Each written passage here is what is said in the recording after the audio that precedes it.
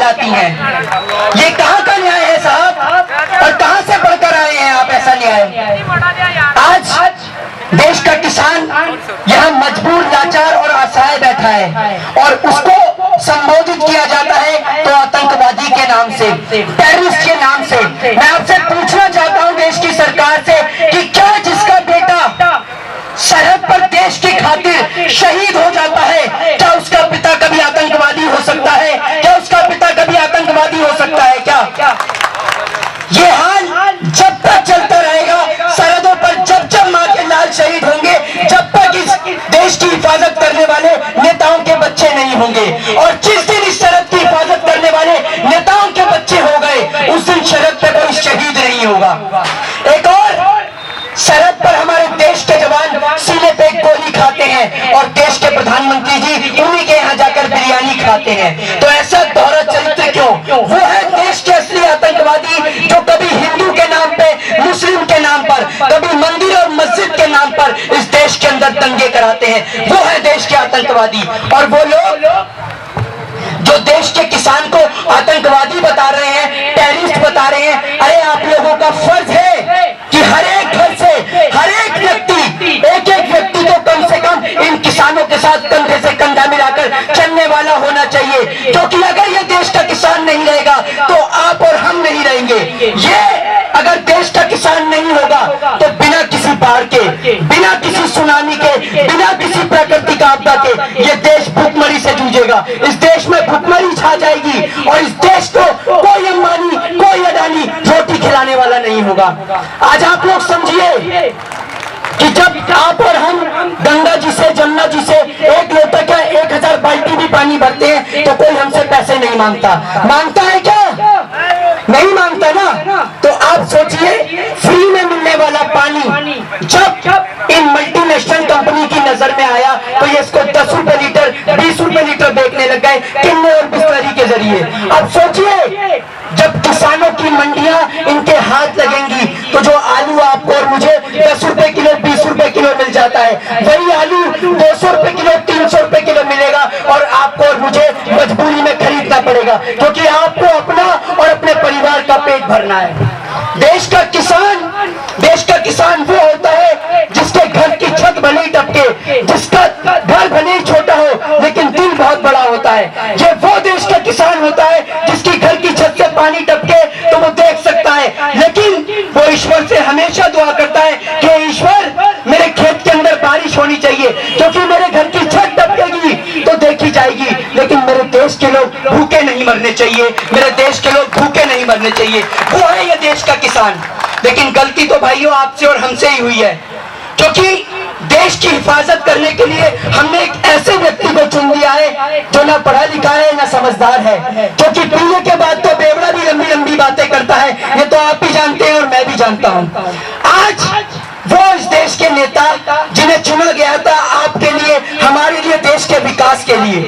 दूसरी ओर देश के प्रधानमंत्री कहते हैं कि ये बिल गंगा से भी पवित्र है। अगर ये बिल गंगा से भी पवित्र है तो आप संशोधन करने के लिए तैयार क्यों हो रहे हैं? कहीं ना कहीं कोई ना कोई गड़बड़ है ना, तभी तो संशोधन के लिए तैयार हो रहे हैं। तो इसमें कहीं ना कहीं कोई ना कोई गड़बड़ नहीं, ये पूरा का पूरा बिल ही गड़बड़ है। और आपको एक बात बता दूं कि जितना बरेली के बाजार का झुमका नहीं गिरा, मोदी सरकार के राज में इस मीडिया का स्तर गिर चुका है। आज देश की मीडिया, जो सारे के सारे चैनल अंबानी के हैं, अडानी के हैं, भारतीय जनता पार्टी के राज्यसभा सांसद सुभाष चंद्रा के हैं, तो ये आपके लिए और हमारे लिए कहां से दिखाएंगे?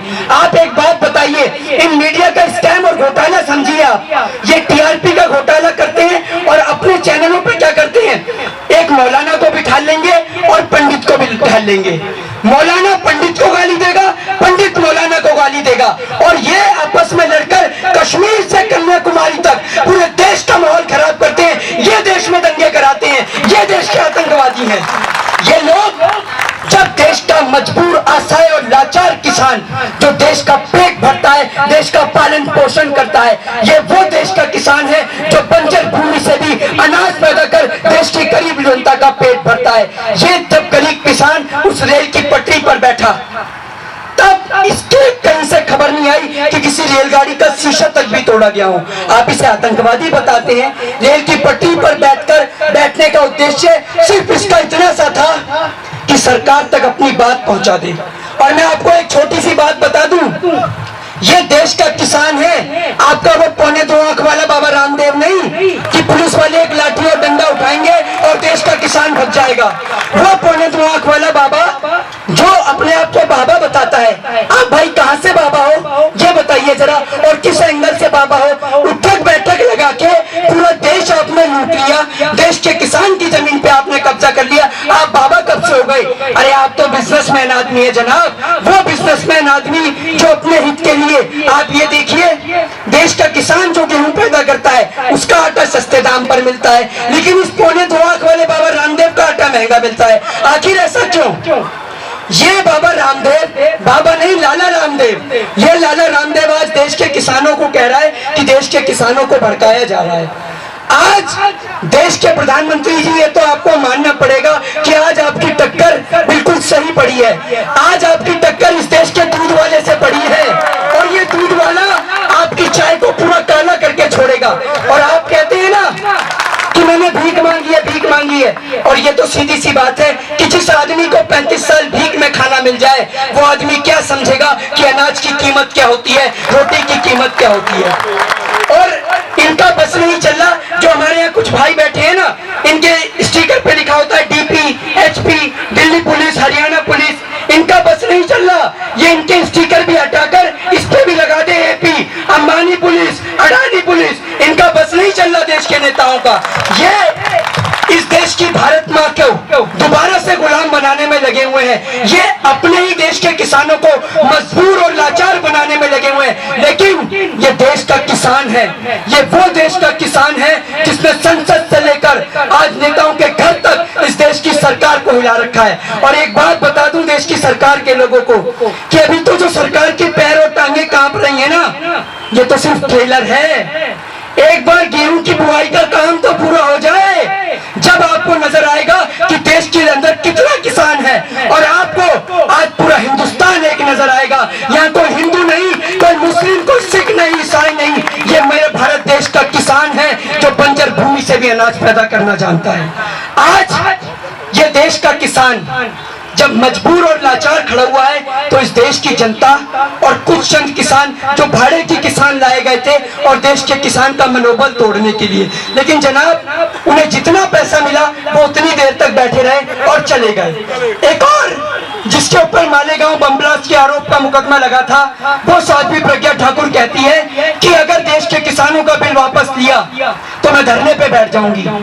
ऐसी महिला को महिला कहते हुए मेरा भी दिल रुकता है, क्योंकि हमारे देश में महिलाओं का विशेष सम्मान किया जाता है। लेकिन वो महिला जब एक बहन के साथ में बलात्कार करता है, इन्हीं की पार्टी का एमएलए कुलदीप सिंह सेंगर, तो ये नहीं बोलती। लेकिन आज जब देश के किसान के साथ इन्हें कंधे से कंधा मिलाकर चलना था, तो ये देश के किसान के विरोध में खड़े हैं। और देश की सरकार से सिर्फ मांग इन देश के किसान की इतनी सी है, कोई भीख नहीं मांग रहे देश की सरकार से कि हमें भीख दे दो।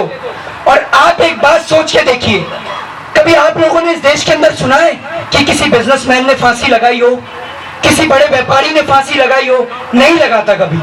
फांसी लगाने वाला इस देश का किसान ही लगाता है।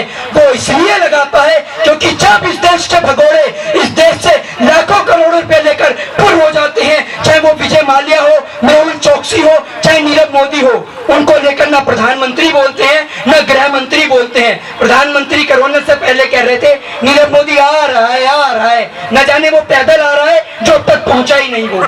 लेकिन दूसरी ओर देश का किसान बैंक से 10,000 15,000 रुपए उधार क्या ले ले, बैंक वाले उसके घर पे आ जाते हैं, उसकी जमीन पे कब्जा कर लेते हैं, और जिस कारण देश का किसान डिप्रेशन में आकर आत्महत्या कर लेता है। यह है देश के किसान की आत्महत्या करने का कारण। और देश के अंदर लोग बड़ी आसानी से और चंद छोटे शब्दों में कह देते हैं कि देश के किसान को सब्सिडी मिलती है, देश के किसान को ये मिलता है, देश के किसान को वो मिलता है। अरे कभी सोचा है अपने दिल पे हाथ रख के कि क्यों मिलता है देश के किसान को ये सब? क्योंकि अगर खेत में बारिश नहीं हुई तो उसके पास और कोई अंबानी अडानी जैसा व्यापारी नहीं जो उसके घर और परिवार को पाल देगा। और अगर खेत में ज्यादा बारिश हो गई तो फसल खराब, यानी मरना है तो दोनों तरफ से देश के किसान का। देश की सरकार को जो किसान का हाथ पकड़ना चाहिए था वो बड़े बड़े बिजनेसमैन का हाथ पकड़ने में लग रही है। एक अभी 2 दिन पहले की बात है, सिंधु बॉर्डर पर एक छोटी सी बच्ची वो बोलती है रोते हुए कि मोदी जी आप इस काले कानून को वापस ले लो। तो वो रिपोर्टर उनसे पूछता है कि बिटिया आप ऐसा क्यों कह रही हैं, आप क्या जानती हैं इस कानून के बारे में? तो वो बच्ची कहती है कि मैं ज्यादा कुछ तो नहीं जानती इस कानून के बारे में, बस इतना जरूर जानती हूँ कि मेरे पिताजी के अलावा इस खेत के अलावा उनका कोई और सहारा नहीं है। जब वो फसल बेचते हैं तब हमारे घर का खर्चा चलता है, तब मेरे तन पे कपड़े आते हैं और तब मेरे स्कूल की फीस आती है। और अगर मेरे हाथ से ये खेत चला गया मेरे पिताजी के हाथ से तो वो बेसहारा हो जाएंगे, असहाय हो जाएंगे, लाचार हो जाएंगे। तो आज आप ये देखिए कि एक और ये आपके लिए और इस देश के लोगों के लिए, खासकर हम जैसे नौजवानों के लिए तो डूब मरने वाली बात है कि हमारे 95 साल के बुजुर्ग और छोटे छोटे बच्चे आज यहाँ इस आंदोलन में आए हुए हैं, लेकिन इस देश की सरकार बिल्कुल भी होश नहीं ले रही। एक और वो लोग जानते हैं इस मिट्टी की कदर जिन्होंने अपने आप को गोली मार ली, क्योंकि वो जानते हैं बड़ी ही मुश्किलों के साथ इस भारत देश को आजाद कराया गया था। न जाने कितनी ही माताओं बहनों ने अपने बेटों को न्यौछावर कर दिया इस भारत देश के खातिर, और लेकिन इस देश के लोग जो चंद व्यापारियों के खातिर, अंबानी और अडानी के खातिर इस देश को दोबारा गुलाम बनाना चाहते हैं, उन देश के उन लोगों के हाथ में कभी ये देश नहीं आएगा। हम लोगों को सीने पे गोली खाना मंजूर है, लेकिन अंबानी अडानी की दलाली करना मंजूर नहीं। और मैं आपको एक बात बता दूं, मेरी उम्र भले ही छोटी है, लेकिन ये मेरे लिए खुशनसीबी होगी कि सीना देश के किसान के काम आएगा, उसके लिए गोली खाने के काम आएगा, तो सबसे पहले सीना इस देश के नौजवान का होगा। जय हिंद, जय भारत।